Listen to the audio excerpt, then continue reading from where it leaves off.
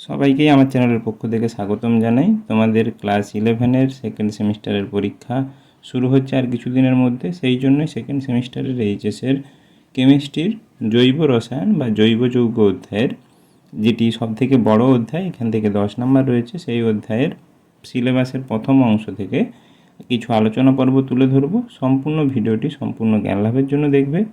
প্রত্যেককে বলছি ভিডিওটি স্কিপ না করে পুরোটা দেখবে, তাহলে এই অধ্যায় সম্পর্কিত যে আলোচনা পর্বের জ্ঞান সেটা তোমরা বুঝতে পারবে এবং সেটা তোমাদের পরীক্ষার জন্য খুবই গুরুত্বপূর্ণ হবে। সবাইকেই বলবো চ্যানেলটি সাবস্ক্রাইব করে পাশে থাকা বেল আইকনটি প্রেস করতে ভুলবে না। এই নিত্য নতুন ভিডিওর আপ টু ডেট পাওয়ার জন্য বন্ধুদেরকে শেয়ার করতে ভুলবে না। যদি ভিডিওটি ভালো লেগে থাকে ছোট্ট একটি কমেন্ট করতে ভুলবে না। তোমাদের বিশেষ যদি মতামত থাকে কমেন্ট সেকশানে জানাতে ভুলবে না। এবং পূর্বের বছরগুলোর যে সাজেস্টিভ প্রশ্নগুলো সেগুলো ডেসক্রিপশান বক্সের লিঙ্কে দেওয়া থাকবে, সেখান থেকে তোমরা প্রত্যেকটা অধ্যায়ের সাজেস্টিভ প্রশ্নগুলো দেখে সেগুলোর উত্তর রেডি করবে। যদি কোনো সমস্যা থেকে থাকে কমেন্ট সেকশানে জানাতে ভুলবে না। আর যারা এই সাজেস্টিভ প্রশ্নগুলোর পিডিএফ ফাইল নিতে চাও তারা হোয়াটসঅ্যাপ নম্বরের সঙ্গে কেবলমাত্র মেসেজের সাহায্যে যোগাযোগ করবে, যেটা ডেসক্রিপশান বক্সে দেওয়া থাকবে। সেখানে অবশ্যই কিন্তু বলবো যে কিছু অর্থের বিনিময়ে এই পিডিএফ ফাইলগুলো কিন্তু তোমরা নিতে পারবে হোয়াটসঅ্যাপের মাধ্যমে। তাহলে শুরু করা যাক মূল পর্ব। দেখে নিই আমাদের এই আলোচনা পর্বটি, যেখানে detection of element present in organic compound, মূলত nitrogen, sulphur, chlorine, estimation of nitrogen, Kjeldahl methods, classification of organic compound, মূলত এই অংশটুকু আলোচনা করব। তারপরে দেখছি যে আইইউপিএক নমেনক্লেচার নিয়ে পরবর্তী অংশে আলোচনা করব। তাহলে আমরা প্রথমেই জেনে নিই যে তোমাদের জৈব রসায়নের কি জানব না, জৈব রসায়ন যৌগগুলোতে আমরা মূলত কিছু বিশেষ যে কম্পাউন্ড বা বিশেষ যে যৌগগুলো রয়েছে সেই নাইট্রোজেন, সালফার এবং ক্লোরিনের উপস্থিতির কিভাবে বুঝতে পারবো তার পরীক্ষাগুলো সম্পর্কে আমরা জানব। তার পরীক্ষা করার জন্য জৈব যৌগ পদার্থগুলোকে জানার চেষ্টা করব।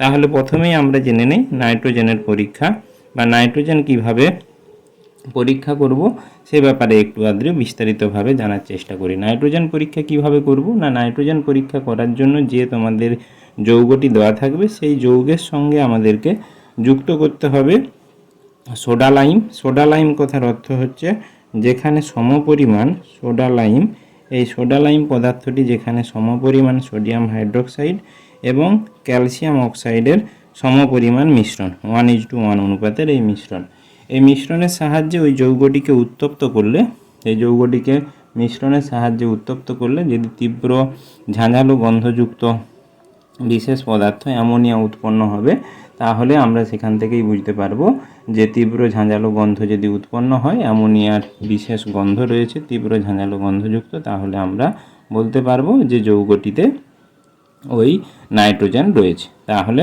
মূল কথা কি না, যে যৌগটি দিবে সেই যৌগটিতে সোডা লাইম সংযোগে উত্তপ্ত করলে সেখান থেকে যদি তীব্র ঝাঁঝালো গন্ধ উৎপন্ন হয়, তাহলে সেখান থেকে বলতে পারবো যে ওই জৈব যৌগে নাইট্রোজেন রয়েছে। এরপরে যেটা জানতে হবে সেটা হলো সালফার। সালফার জানার জন্য কি হচ্ছে, সালফারের পরীক্ষা করার জন্য এর একটি পদ্ধতি রয়েছে। সালফারের পরীক্ষা করার জন্য বা সালফার জানার জন্য কি করতে হবে না, সালফার জানার জন্য আমাদেরকে পটাশিয়াম নাইট্রেট KNO3 এবং সোডিয়াম কার্বনেট পটাশিয়াম নাইট্রেট এবং সোডিয়াম কার্বনেটের যে বিশেষ যৌগের সঙ্গে যুক্ত করে তাকে উত্তপ্ত করতে হবে। তাকে উত্তপ্ত করলে সেখান থেকে কি উৎপন্ন হবে না, সেখান থেকে উৎপন্ন হবে সোডিয়াম সালফেট যুক্ত লবণ। সোডিয়াম সালফেট যদি সালফার থাকে, যদি ওই যৌগে সালফার যদি থাকে, তাহলে ওই সোডিয়াম কার্বনেট এবং পটাশিয়াম নাইট্রেট যুক্ত হয়ে উৎপন্ন করবে সোডিয়াম সালফেট। এই সোডিয়াম সালফেটকে জল দ্বারা ধৌত করার পরে, সোডিয়াম সালফেটকে জল দিয়ে ধৌত করার পরে যে পরিশ্রুতটা পাওয়া যাবে, জল দিয়ে ধৌত করলে যে পরিশ্রুতটি পাওয়া যাবে, সেই পরিশ্রুতকে কি করতে হবে না, পরিশ্রুতর সঙ্গে আমাকে যুক্ত করতে হবে লঘু HCl অর্থাৎ হাইড্রোক্লোরিক অ্যাসিড যুক্ত করতে হবে এবং লঘু HCl এর সঙ্গে আমাকে যুক্ত করতে হবে বেরিয়াম ক্লোরাইড BaCl2। এই বেরিয়াম ক্লোরাইড যুক্ত করলে যদি বেরিয়াম সালফেটের সাদা অধক্ষেপ পড়ে, বেরিয়াম সালফেটের সাদা অধক্ষেপ যদি পড়ে, বেরিয়াম সালফেট BaSO4 এর যদি সাদা অধক্ষেপ পড়ে, তাহলেই আমরা বুঝতে পারবো যে যৌগটিতে রয়েছে আমার সালফার। তাহলে বোঝা গেল যে সালফার কিভাবে আমরা পরিমাপ করতে পারবো জৈব যৌগে সালফার রয়েছে কিনা। এই যৌগটিতে নিয়ে বা যে জৈব যৌগটিকে দেওয়া হবে সেটাতে পটাশিয়াম নাইট্রেট এবং সোডিয়াম কার্বনেট যুক্ত করার পরে উত্তপ্ত করলে সেখান থেকে যদি সালফার থেকে থাকে তাহলে উৎপন্ন হবে সোডিয়াম সালফেট। সেই সোডিয়াম সালফেট যুক্ত যৌগকে জল দ্বারা ধৌত করার পরে লঘু HCl পরিশ্রুতটি যে পাওয়া যাবে, তাতে লঘু HCl এবং তারপর বেরিয়াম ক্লোরাইড যুক্ত করলে বেরিয়াম সালফেটের সাদা অধক্ষেপ উৎপন্ন হবে। সেখান থেকে আমরা বলতে পারবো যৌগটিতে সালফার রয়েছে। এরপরে 3 নম্বরে যেটা রয়েছে সেটা হচ্ছে ক্লোরিনের পরীক্ষা। এই ক্লোরিনের পরীক্ষা করার জন্য আমাদেরকে একটি বিশেষ তামার আমাদেরকে নিতে হবে। তামার হচ্ছে তামার তার নিতে হবে।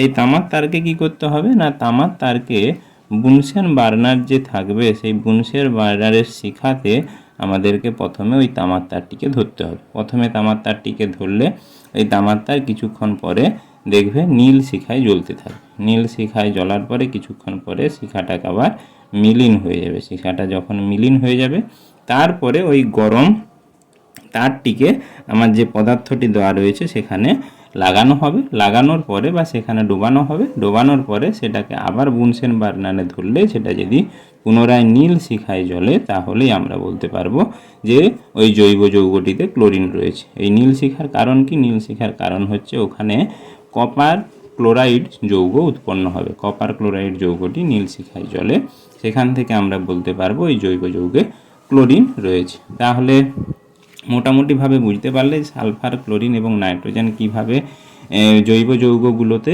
আমরা পরীক্ষা করতে পারবো। এরপরে আমরা যেটা জানবো সেটা হচ্ছে তোমাদের জেল ঢাল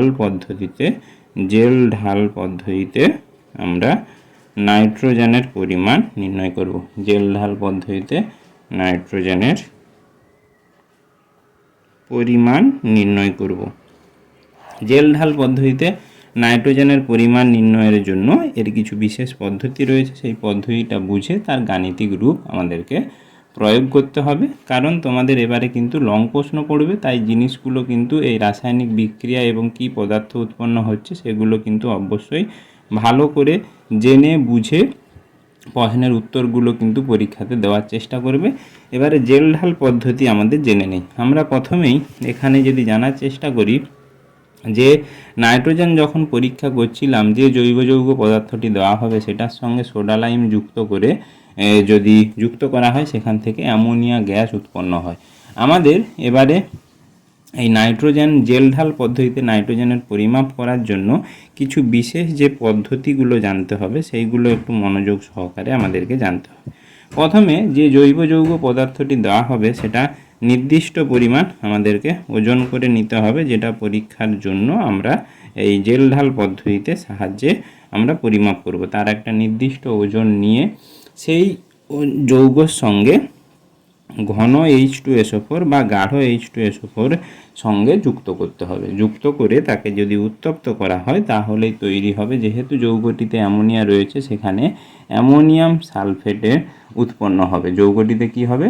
অ্যামোনিয়াম সালফেট উৎপন্ন হবে, NH4 এর H2SO4। এই NH4 এর H2SO4 ওই যৌগটিকে এবারে কি করতে হবে না, অ্যামোনিয়াম সালফেট যৌগটিকে সোডিয়াম হাইড্রোক্সাইডের উপস্থিতিতে বা অ্যামোনিয়াম সালফেটকে সোডিয়াম হাইড্রোক্সাইডের সঙ্গে অতিরিক্ত সোডিয়াম হাইড্রোক্সাইডের সঙ্গে পাতিত করতে হবে। পাতিত করলে এই অ্যামোনিয়াম সালফেট বিয়োজিত হয়ে উৎপন্ন করবে অ্যামোনিয়া। কি উৎপন্ন করবে? উৎপন্ন করবে ammonia 2NH3 plus Na2SO4 sodium sulphate এবং সেই সঙ্গে উৎপন্ন করবে হচ্ছে 2H2O, জল উৎপন্ন করবে। তাহলে এরপরে কি হবে না, এই যে অ্যামোনিয়া উৎপন্ন হলো এই উৎপন্ন অ্যামোনিয়া গ্যাসকে আমাকে নির্দিষ্ট নর্মালিটি বা প্রমাণ বিশেষ H2SO4 এর দ্রবণের মধ্য দিয়ে বা প্রমাণ বা জ্ঞাত মাত্রা, যার মাত্রা আমরা জানি তাকে HCl অথবা H2SO4 এর দ্রবণের মধ্যে দিয়ে ওই অ্যামোনিয়া গ্যাসকে চালনা করতে হবে। ওই অ্যামোনিয়া গ্যাসকে চালনা করলে অ্যামোনিয়া গ্যাস ওই বিশেষ HCl অথবা H2SO4 এর দ্রবণ দ্বারা শোষিত হবে। মূলত আমরা এখানে কিন্তু H2SO4 নেব, যার প্রমাণ দ্রবণ আমরা জানি। প্রমাণ দ্রবণের H2SO4 নিয়ে সেই দ্রবণের মধ্য দিয়ে ওই উৎপন্ন অ্যামোনিয়া গ্যাসকে চালনা করতে হবে। চালনা করলে সেই অ্যামোনিয়া গ্যাস শোষণ হয়ে যাবে। শোষণ হয়ে গেলে যে দ্রবণটি আমরা পাবো, নির্দিষ্ট পরিমাণের দ্রবণ, সেই দ্রবণটিকে নিয়ে আমাকে বুলেটের সাহায্যে ক্ষারের প্রমাণ দ্রবণ মাত্রায় ক্ষারের সাহায্যে তাকে কি করতে হবে, টাইট্রেশন করতে হবে। প্রমাণ দ্রবণটিকে কি করতে হবে, প্রমাণ ক্ষারের সাহায্যে আমরা টাইট্রেশন করব। টাইট্রেশন করলে সেখান থেকে কতটা পরিমাণ ওই অ্যাসিড লেগেছে সে পরিমাণটা আমরা পেয়ে যাব, কারণ টাইট্রেশন করলে তার নির্দিষ্ট কতটা পরিমাণ অ্যাসিড কাজে লাগেনি সেটা আমরা সেখান থেকে বিয়োগ করে বের করে নিতে পারবো। এর ফলে সেখান থেকে আমরা কিন্তু কতটা পরিমাণ যে H2SO4 ওই অ্যামোনিয়াকে বলতে পারি গ্রহণ করতে কাজে লেগেছে সেই পরিমাণটা সেখান থেকে নির্ণয় করতে পারবো। এবং এইভাবেই কিন্তু আমরা গাণিতিক পদ্ধতিতে কতটা পরিমাণ নাইট্রোজেন রয়েছে সেই পরিমাণটা লেজাল ঢাল পদ্ধতিতে নির্ণয় করতে পারবো। এই লেজাল ঢাল পদ্ধতি, লেজাল ঢাল নামে একটি ফ্লাক্স রয়েছে, সেই ফ্লাক্সের সাহায্যে করা হয়। তাহলে এবারে আমরা গণনার দিকে যাই, কিভাবে আমরা নাইট্রোজেনের পরিমাণ গণনা করব। তাহলে আমরা প্রথমেই ধরে নিচ্ছি যে জৈব যৌগের যে পরিমাণটা নিয়েছিলাম সেই নির্দিষ্ট ওজনটা কত, সেটা হচ্ছে ডাব্লু গ্রাম। আমরা ডাব্লু গ্রাম অ্যামোনিয়া নিয়েছি ধরে নেওয়া যাক। এই জৈব যৌগের যে পরিমাণ, জৈব যৌগের পরিমাণ কত বললাম, নির্দিষ্ট পরিমাণ, সেটার পরিমাণ বললাম যে সমান ডাব্লু গ্রাম। এই জৈব যৌগের পরিমাণ ডাব্লু গ্রাম। এবারে যে প্রমাণ অ্যাসিডটা নেওয়া হয়েছে ওই অ্যামোনিয়াকে প্রশমনের জন্য, সেটা আমি ধরলাম 1 নর্মাল আমার H2SO4 এর দ্রবণকে নেওয়া হয়েছে। 1 নর্মাল H2SO4 এর দ্রবণ নেওয়া হয়েছে এবং যে পরিমাণটা H2SO4 এর দ্রবণ নেওয়া হচ্ছে সেটা হচ্ছে VmL পরিমাণ, V1 ml পরিমাণ দ্রবণ নেওয়া হয়েছে। এই V1 ml পরিমাণ দ্রবণে অতিরিক্ত যে NaOH লেগেছে সেটা ধরলাম যে 1 নর্মাল NaOH এর দ্রবণ লেগেছে টাইট্রেশনের জন্য, সেটা হচ্ছে V2 ml পরিমাণ। তাহলে এই V1 ml থেকে যদি আমি V2 ml পরিমাণ বাদ দেই তাহলে এটাই কি না আমার অ্যামোনিয়া যতটা ছিল তার পরিমাণকে নির্দেশ করবে। তাহলে অ্যামোনিয়ার পরিমাণটা কত না V1 × V2 ml। তাহলে এখান থেকে আমরা বলতে পারি, যদি সেটা তোমার 1 নর্মাল যেহেতু বলেছি, আমরা সাধারণত বলতে পারি যে 1000 ml তোমার 1 নর্মাল NH3 দ্রবণে কত থাকে, অ্যামোনিয়া থাকে বলতে পারি, তার ইকুইভ্যালেন্ট ওয়েট কত না 17 গ্রাম আমরা এখান থেকে বলতে পারি। তাহলে সেখান থেকে বলতে পারি কি আমাদের লেগেছে কত, V1 - V2 ml অ্যামোনিয়া লেগেছে 1 নর্মাল দ্রবণের ক্ষেত্রে অ্যামোনিয়া দ্রবণ লেগেছে। তাহলে তার ক্ষেত্রে কত, তার ক্ষেত্রে বলতে পারি 17 × V1 - V2 ডিভাইডেড বাই 1000, কারণ 1000 দিয়ে ভাগ করতে হবে। V1 V2 একের জন্য ক্ষেত্রে 1000, V1 V2-র ক্ষেত্রে V1 V2 দিয়ে ভাগ করলে তত গ্রাম থাকবে। তাহলে বলতে পারি কত না 1 নর্মালের ক্ষেত্রে এই পরিমাণটা কত না V1 এবং V2 ml এর ক্ষেত্রে 17 × V1 - V2 বাই 1000 ml। এবার আমরা যদি নাইট্রোজেনের পরিমাণ ভাবি, NH3-তে আমরা বলতে পারি 17 গ্রামের মধ্যে অ্যামোনিয়া নাইট্রোজেন আছে কত, 14 গ্রাম, কারণ নাইট্রোজেনের পরমাণুর ওজন হচ্ছে 14 গ্রাম, N2 বলতে পারি 14 গ্রাম। বা এখানে বলতে পারি যদি ভর বের করানো হয় 14 + 3 সেখান থেকে হচ্ছে 17, 17-র মধ্যে আছে 14। তাহলে আমরা বলতে পারি যে অ্যামোনিয়াতে নাইট্রোজেন কতটা আছে, এটা যদি নাইট্রোজেনের পরিমাণ দিয়ে বের করাতাম তখন নাইট্রোজেন কত হতো, 17-র জায়গায় বলতে পারতি 14 × V1 - V2 ডিভাইডেড বাই তোমার 1000 গ্রাম। এটা হচ্ছে তোমার নাইট্রোজেনের পরিমাণ হতো। এবারে কত পরিমাণ নিয়েছি, আমরা তো নিয়েছি মোট ডাব্লু গ্রাম। তাহলে ডাব্লু গ্রামে রয়েছে এই পরিমাণটা। 100 গ্রামের ক্ষেত্রে কত আছে, তাহলে 100 গ্রামের ক্ষেত্রে যদি বলা হয় কত হবে না V1 14 × V1 - V2 divided by 1000 into তোমার 100 বাই ইন্টু ডাব্লু, এই পরিমাণটা।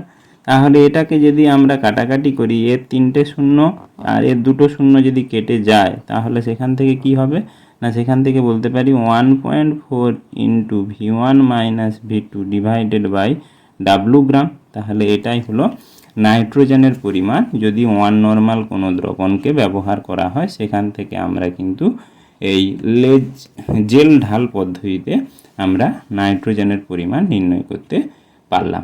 আশা করি সম্পূর্ণ ভিডিওটি তোমাদের কাজে লাগবে। যদি বুঝতে কোনো অসুবিধা হয় ভিডিওটি পজ করে ছোট্ট ছোট্ট সময় নিয়ে পুনরায় দেখবে। তাও যদি বুঝতে অসুবিধা হয় তাহলে কমেন্ট সেকশানে জানাতে ভুলবে না। ধন্যবাদ, নমস্কার।